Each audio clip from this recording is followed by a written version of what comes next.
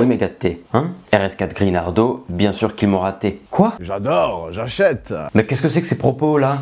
SCH est un rappeur français qui est aujourd'hui devenu une référence dans son domaine. Fort d'une discographie et d'une variété dans ses styles à faire trembler les amateurs de musique, il n'y a aucun doute. Il a marqué le terrain sur lequel il joue et une génération entière par la même occasion. Mais derrière son ascension fulgurante et l'engouement qui l'entoure se cache une philosophie toute particulière. J'en vois déjà frémir certains, alors je vais être clair. Mon défi aujourd'hui consiste à vous montrer qu'il est tout à fait possible de tirer des enseignements philosophiques d'un rappeur. Alors je le reconnais, c'est ambitieux et je me tire peut-être une balle dans le pied. Mais ce n'est pas grave. Je prends le risque. Étonnamment, SCH a abordé la vie et son art d'une façon proprement philosophique, que je suis sûr vous ne soupçonniez pas jusque-là. Et le plus intéressant pour nous, c'est que cette approche des choses peut tout à fait s'appliquer à nos vies. Quels enseignements philosophiques peut-on donc tirer de la vie d'SCH pour développer notre façon de penser? Quelle est la vision cachée de ce rappeur et comment pourrait-elle contribuer à notre développement intellectuel? Mesdames et messieurs, bienvenue dans 3 secrets.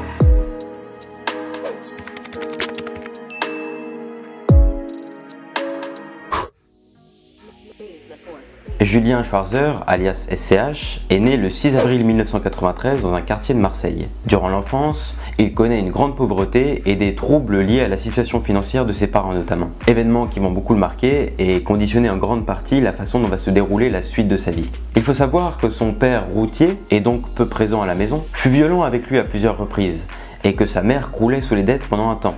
Ce qui mènera SCH à côtoyer les huissiers et le manque assez jeune. Cela l'amènera d'ailleurs à développer une relation très fusionnelle avec sa mère. Juste avant l'adolescence, le futur rappeur part vivre à Aubagne, pas très loin de Marseille. C'est là-bas que toute son aventure va prendre forme.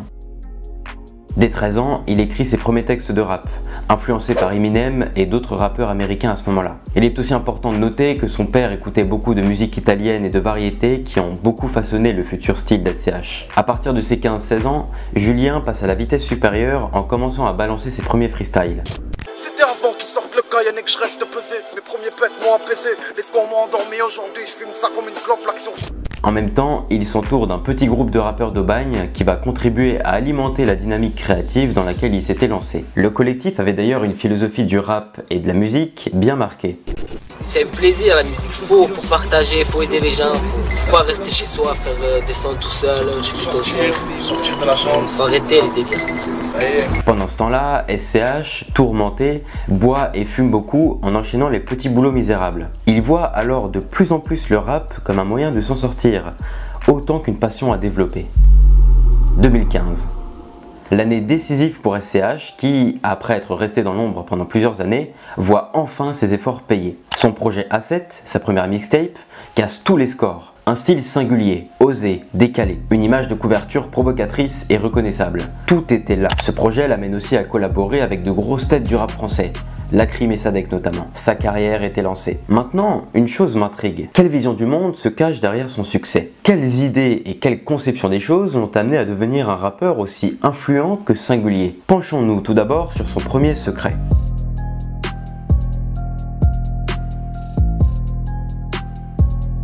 Il faut bien se dire que quand SCH a explosé avec sa mixtape A7, les grands tubes de l'époque, c'était ça. Sur du gradure, fait des pompes, des tractions. À l'armée, j'avais mon fama, c'est un peu dans le cas. Reconnaissant, le mal est blessant. Tu comptes des liasses de sang, que c'est jouissant. L'ennemi s'évanouissant, je me sens puissant. J'affronte des grosses vagues sur un 1800.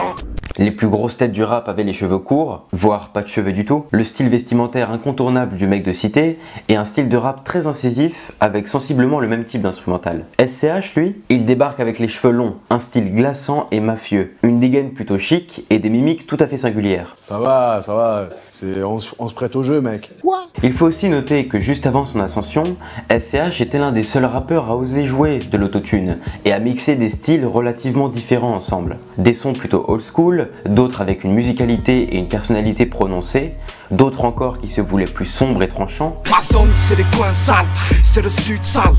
On va péter l'orifice vaginal, je reste à mes fondements. Évidemment que je fais pas du rap pour la fierté de maman. En somme, SCH n'a pas hésité à jouer de son physique, de ses mimiques et de sa musique pour se démarquer dans l'univers ultra concurrentiel qu'était déjà le rap français. Je veux dire, moi je suis au quartier tous les jours. Ça veut dire que si on aurait voulu montrer une image quartier, on aurait pu le faire très bien. C'est pas l'image qu'on veut renvoyer. Tout le rap game le fait. Je veux dire, ça serait pas se démarquer que de se mettre derrière tous les jeunes. On veut apporter de la nouveauté, vraiment quelque chose de nouveau. Et la quantité de concepts qu'il a créés et mis en place pour servir son image et se distinguer de la masse, laisse en fait à penser que le bonhomme a pris le soin de construire un univers à part entière. Un univers avec des influences et des traits de caractère bien particuliers. Des vieux classiques du rap old school américain aux morceaux de variété européenne en passant par du rap français contemporain, une voix et une prononciation inimitables et introuvables dans le rap français jusque-là. Toute l'ambiance glaçante, élégante et mafieuse que l'on retrouve dans ses instrumentales et ses clips, ou encore son style vestimentaire et ses mimiques. Oui, ça va. Dans la vie, nous avons souvent tendance à copier trait pour trait ce que nous voyons autour de nous, voire à imiter les mimiques et le train de vie de certaines célébrités uniquement pour se donner l'impression qu'on rayonne. Sans plus attendre, il répète avec ses danseurs. Car incarner Justin Bieber demande du travail. À commencer par la reproduction de la gestuelle et des expressions de la star. Là je crois qu'il comprend rien. Or, philosophiquement et stratégiquement, c'est dangereux. Mais ressaisissez-vous, ma parole, vous êtes complètement en roue libre là. Bah pourquoi? Philosophiquement et stratégiquement? Eh bien,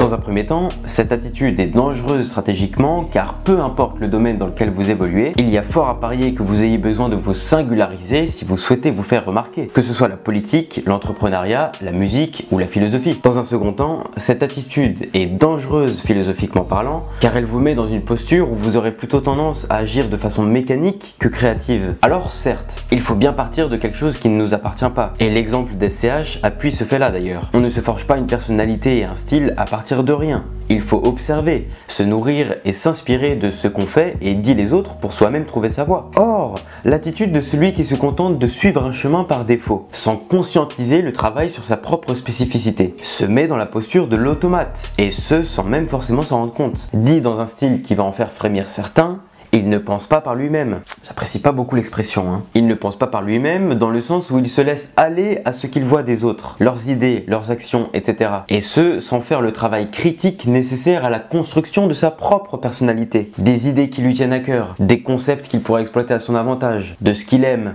de ses qualités, etc. En somme, se mettre dans la posture de l'imitateur est comme un suicide. C'est comme un suicide car cela nous amène à nous conformer aux choix et aux actions des autres pour déterminer les nôtres, sans prendre en compte le fait que nous avons nous-mêmes la capacité de juger ce qu'il est plus pertinent à faire dans notre cas. Ainsi, SCH constitue une figure d'inspiration en ceci qu'il a lui-même fait consciemment un travail sur sa personnalité pour se démarquer. Et je vous parlais d'univers, ce n'est pas un hasard. SCH a créé son propre monde, avec ses propres codes, ses propres règles, sa propre ambiance, auquel ensuite chacun est libre d'adhérer ou non. Au moins, l'effort a été fait. Et par ce fait même, il rend le monde plus riche. Plus riche? Et oui, ne sont-ce pas justement les spécificités de chacun qui rendent la vie plus intéressante?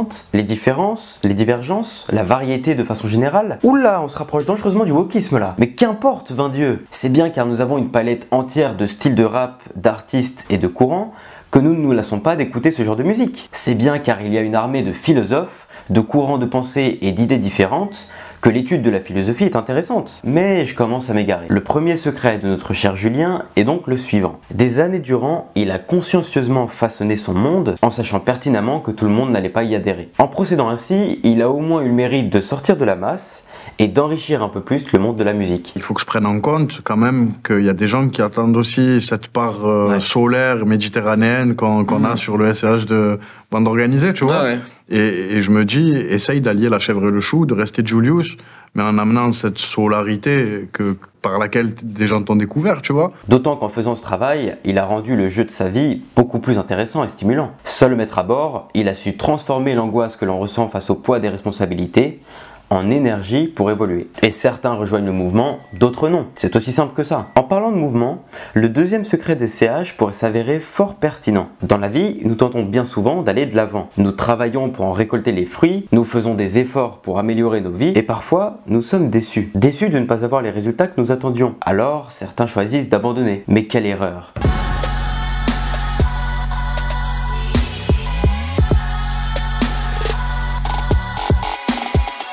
Si l'on n'y prête pas attention, on pourrait croire qu'SCH est apparu du jour au lendemain, qu'il a débarqué de nulle part en 2015 et que tout lui a réussi d'un coup. Mais si l'on regarde bien, il n'en est rien. Il n'en est rien car SCH a commencé à écrire ses premiers textes entre 2006 et 2008 et il a commencé à prendre cela au sérieux autour des années 2010.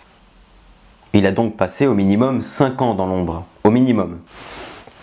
Et comme toute entreprise l'exige, il ne pouvait savoir d'avance si sa musique allait lui permettre de vivre ou non. Comme vous avec la vidéo? Exactement, oui. Comme moi avec la vidéo.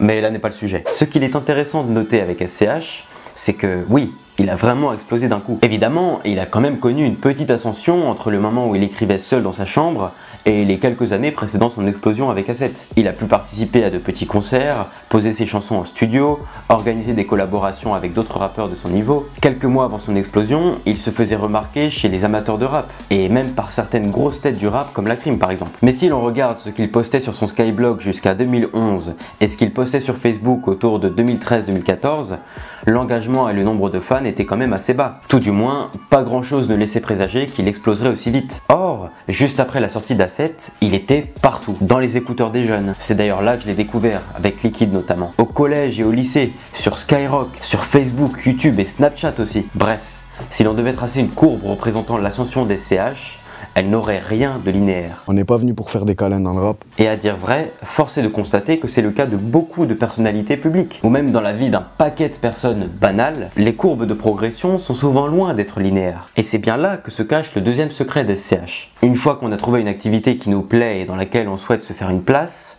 il faut travailler, prendre du recul, réajuster et continuer à travailler, tout en gardant en tête que l'imprévisibilité est totale. Ce n'est pas parce qu'on progresse très lentement dans une discipline jusqu'à un temps donné que notre évolution future sera toujours aussi lente. Ce n'est pas parce qu'on a mis des années et des années pour atteindre tel ou tel palier dans nos vies que l'on mettra des années et des années pour atteindre le suivant. Ce n'est pas non plus parce qu'on est en train de vivre une période de stagnation qu'il faudra attendre des décennies pour avoir les résultats qu'on attend. Attention cependant, l'imprévisibilité implique aussi le fait de ne pas avoir nécessairement les résultats que l'on attendait. On peut très bien travailler pendant des années et ne jamais se faire remarquer. Même si on a promis qu'on allait tout péter, Quoi qu'il en soit, cette notion de non-linéarité me plaît beaucoup. Alors, je ne dis pas que rien n'est linéaire, mais si l'on étudie la vie de nombreuses personnes, et même la nôtre, si, faites-le. On réalise vite que les choses sont plus complexes que cela. Nous alternons bien souvent entre des périodes plus ou moins calmes, que l'on pourrait qualifier de linéaires, si l'on voulait vraiment grossir les traits. Puis, entre ces périodes relativement calmes, nous connaissons des phases très intenses. Un de nos projets d'école, nous accomplissons quelque chose d'important. Un proche décède ou nous changeons complètement d'environnement. Alors, tout explose. Nous tirons des enseignements marquants. Nos vies se voient plus ou moins chamboulées. Nous changeons complètement d'état d'esprit, voire de milieu. Et cela forme une sorte de cercle sans fin, qui, je le précise, est plus complexe que cela en réalité. D'autant qu'il dépend d'une personne à une autre. En fait, j'aimerais aller plus loin dans ce deuxième secret. Chaque événement marquant arrive généralement de façon inattendue et change toute notre vie ensuite. Que ce soit la mort d'un proche, une rencontre ou une percée dans le rap français. Oh, il est arrivé par les airs, mec. Lorsqu'on sait ça, notre rapport à la vie change drastiquement. Car alors on sait ou on sent qu'un livre, une discussion, une rencontre peuvent nous aider à atteindre des sommets. Et ce, parfois de façon très rapide. Aussi, cela nous amène à faire les choses de façon plus consciencieuse, avec plus d'esprit critique et de détermination. Car qui sait, peut-être que votre nouveau passe-temps ou le livre que vous laissez traîner sur votre table de chevet vous aidera à atteindre la vie que vous aviez toujours rêvé de mener. Dans le petit ouvrage Le goût de vivre d'André Comte-Sponville, le philosophe nous dit « Mieux vaut agir qu'espérer ou trembler ». Le meilleur moyen de bien vivre, c'est d'oser jouer. Mais sans notre dernier secret, je doute fortement qu'SCH soit aujourd'hui l'homme que l'on connaît. Vous êtes prêts ?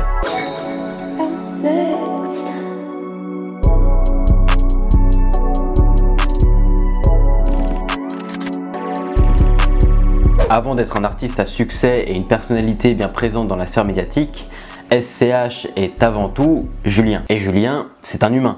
C'est pas mal, on voit que vous avez bien travaillé. Non mais est-ce que vous croyez vraiment que c'est une façon de faire acceptable ça?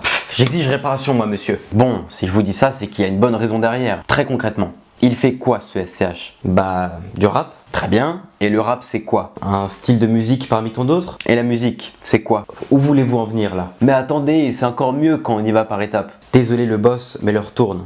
Bien, je vais faire sans vous.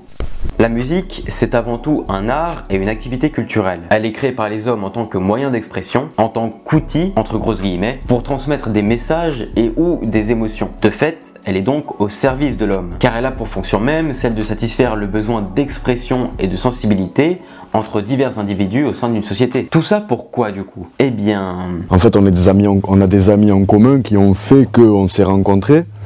Et la musique s'est mêlée à ça, on va dire. Il y a un rapport humain et puis il y a un rapport musical. Peut-être que vous commencez à voir où je veux en venir. Non, au-delà quand même d'être une poussette médiatique, la crime, comme je t'ai dit, c'est le poteau. Donc du coup, tous les conseils qui sont bons à prendre venant de lui, je les prends et puis il m'en donne. Il m'en donne énormément, comme après ça va dans les deux sens, tu vois. Toujours pas? SCH a très bien compris que les relations font tout. De ses parents dans sa jeunesse, à ses amis lorsqu'il s'est lancé dans le rap, en passant par les grosses têtes qui ont contribué à sa mise en avant, tout a été capital pour dessiner la personne qu'il est aujourd'hui. Pour pousser un peu cette notion de relation, on peut même considérer que toute source d'inspiration qu'a trouvé SCH constituait une forme de relation, puisqu'il y a eu dépendance, que ce soit les morceaux d'Eminem, de La Crime et bien d'autres. Sans le concept même de partage entre individus, rien de tout cela n'aurait été possible. Ni le rap, ni les collaborations, ni la vie d'artiste. Aussi, le rappeur évoque plus qu'un simple lien de dépendance lorsqu'il parle de sa carrière. Construire des musiques qui rentrent dans la logique de son univers et qui vont toucher le public visé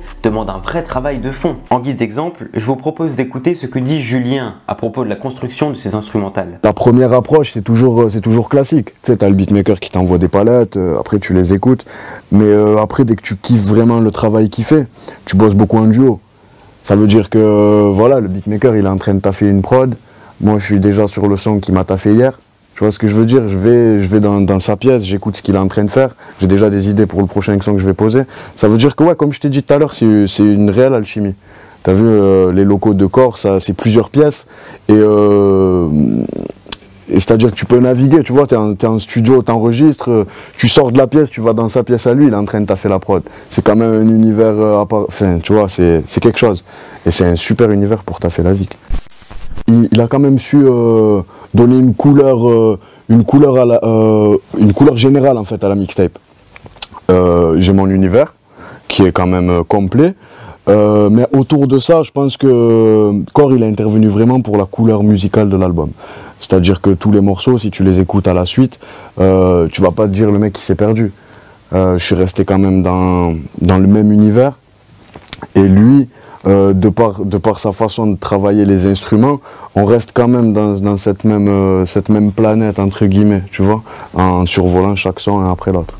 Donc ouais, il a beaucoup agi sur ça. Nous pouvons même rajouter une couche supplémentaire en précisant qu'SCH fait de la musique à destination d'un public. Public qui est composé de milliers voire de millions de personnes qui ont des vies elles aussi et qui trouvent en le travail de SCH quelques valeurs pour la leur, aussi dérisoires ou importantes soient-elles. Et écrire, se livrer aux autres, tenter de les faire vibrer et d'améliorer les moments de leur vie grâce à ce qu'on produit, ce n'est pas anodin du tout, car c'est dédié une grande partie de son temps à partager, à faire des choses pour les autres, à donner. C'est très humaniste finalement. Le concept de relation est un incontournable car il fait tout. Ce qu'on reçoit des autres nous conditionne, nous façonne et nous aide à nous construire. C'est grâce aux relations que l'on augmente ses chances de se démarquer. Car seul, on n'apprend rien, on ne remet rien en question, on n'évolue pas, tout simplement. Le plus intéressant dans l'histoire, c'est qu'SCH ne s'est pas contenté des relations qu'il avait pour son propre compte. Il a aussi fait de ce qu'il en a tiré une matière à partager avec les autres. Alors, on pourra toujours me rétorquer qu'en donnant aux autres, Julien cherche aussi à satisfaire son besoin d'accomplissement et de reconnaissance. D'accord.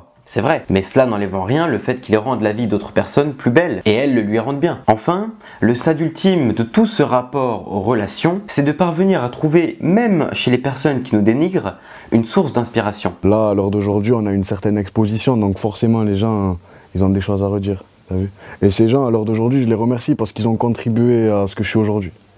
Ça veut dire que si peut-être j'avais pas eu toute cette masse de personnes qui sont contre moi, j'aurais pas eu toute cette masse de personnes qui sont avec moi. Ils ont contribué à m'aider dans ma musique et je les remercie vraiment du fond du cœur. Le troisième secret d'SCH est donc le suivant. Pour atteindre ses objectifs et améliorer sa vie, l'importance de l'aspect relationnel doit être tout à fait mesurée et être exploitée à bon escient. En fait, tout ça peut paraître bateau, mais il faut bien comprendre que conscientiser les relations, rendre clair les événements qu'elles provoquent ou peuvent provoquer, cela permet de changer radicalement de posture. Conscientiser les relations, c'est s'ouvrir un peu plus aux autres et mieux considérer ce que le lien qui nous unit avec eux peut nous apporter. De la même façon, faire ce travail, c'est déterminer clairement ce que nous pouvons apporter aux autres à travers elles-mêmes. Ce travail constant sur le rapport à autrui nous amène même à trouver un sens à nos vies. Aujourd'hui, SCH vit de son art et des effets positifs qu'il a sur son public. De même qu'un philosophe.